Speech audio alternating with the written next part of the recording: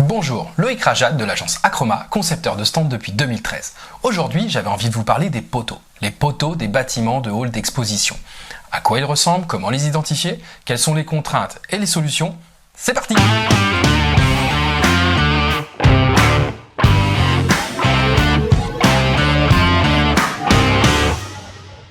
Un poteau, c'est ça.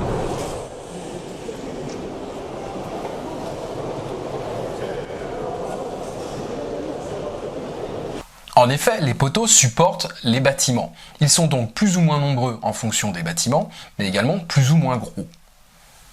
Lorsque vous vous inscrivez sur un salon, ces poteaux sont très clairement identifiés. Regardez sur notre plan. On peut apercevoir des petits points noirs. Ce sont ces fameux poteaux. Lorsque l'on zoome, on peut s'apercevoir qu'en règle générale, les poteaux sont placés dans les allées. Mais il peut arriver en certains cas qu'ils soient positionnés sur les stands. Au-delà de l'aspect esthétique qui va pas être terrible, on va avoir une vraie problématique dans la gestion des espaces, dans l'organisation de votre stand. Mais pas de panique, on peut toujours les gérer en les habillant, en les décorant. Ça va avoir un impact certes sur votre budget, mais on trouve des solutions. Regardez. On a là un poteau en plein milieu d'un stand.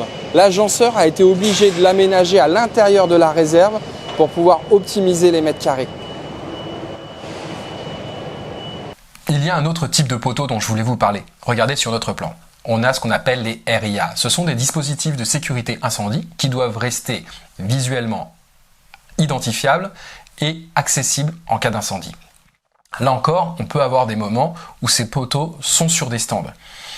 On peut, là encore, les habiller, mais avec d'autres contraintes. Regardez.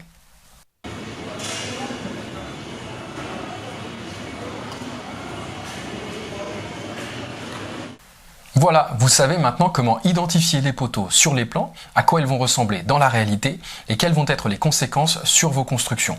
Soyez vigilants quand vous réservez vos emplacements. En cas de problème, votre agenceur sera toujours de bons conseils pour vous proposer des solutions. Merci et à bientôt!